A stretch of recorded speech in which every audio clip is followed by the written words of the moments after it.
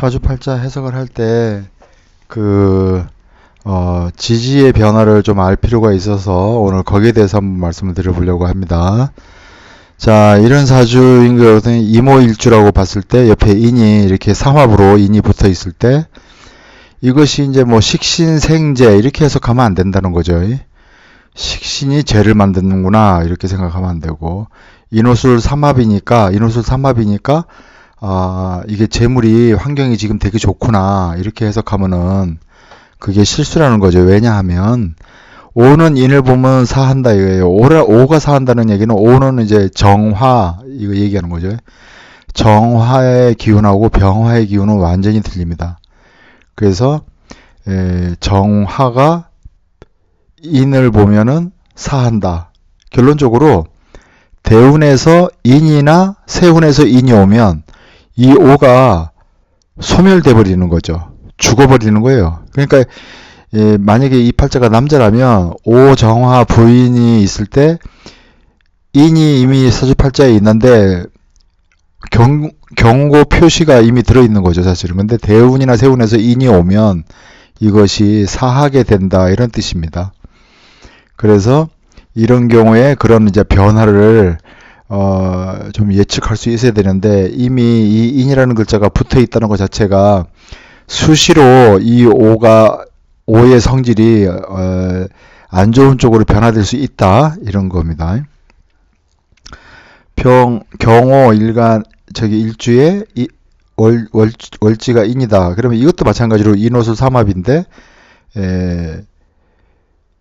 인 편제가 오를 보면 사하고 오 정관이 인을 보면 사하는 거니까 이제 어떤 기운이 대운이나 세운에서 오느냐에 따라서 이 기운이 왔다 갔다 한단 말이에요. 왔다 갔다 하는데 대체적으로 이제 이런 경우는 사회적인 활동, 인이라는 거는 편제니까 뭐 사업이나 장사 이렇게 해석하는 것보다는 오 정관을 중심으로 해서 사회적인 활동을 이 인이라는 글자를 쫓아간다 이런 거죠. 그러니까 뭐 법에 관련된 기관이나 또는 교육기관이나 또는 뭐 역마성 직업 그러니까 해외 해운 또는 이제 뭐 운송 업무에 관련되어 있는 직장이나 일 뭐 이런 거에 관련된 일을 할 수 있다. 또는 법무 사법의 인이라는 게 법이라니까 법을 세우는 거죠. 그러니까 법무 사법 이런 거에 관련된 일을 하는 사람일 수 있다 이렇게 보는 것인데 어찌됐든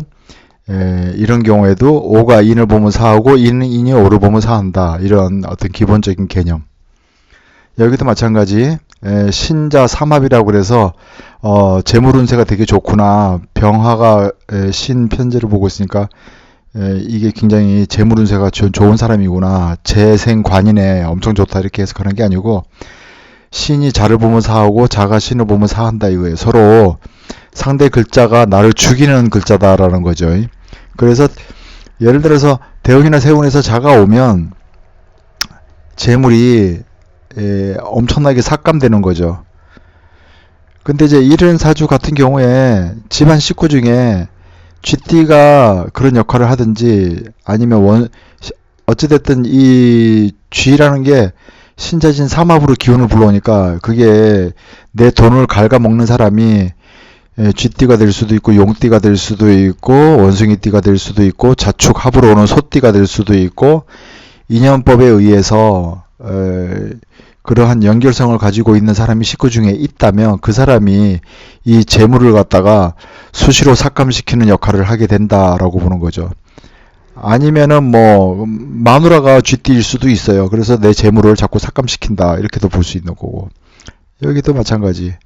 자가 재물인데 식신생재가 아니고 자가 신을 보면 사하고 신이 사를 보면 사할 것인데 대체적으로 자를 재물로 봤을 때 집안 식구 중에 원숭이띠나 쥐띠나 용띠 또는 사신합으로 오는 뱀띠 인연이 있을 때 이 내가 가지고 있는 재물 현금을 스스로 삭감시키는 역할 이런 게 한다는 뜻이 되고 이 남자 팔자에서 이 자를 갖다가 부인으로 봤을 때 쉽게 얘기해서 원숭이 이 신자 대운에서 세운에서 오면은 이 마누라의 색깔이 변색된다는 거니까 마누라가 바람에 나서 집을 나간다든지 아니면 몸이 아파서 빌빌거린다든지 이런 문제가 생길 수 있는 것이죠.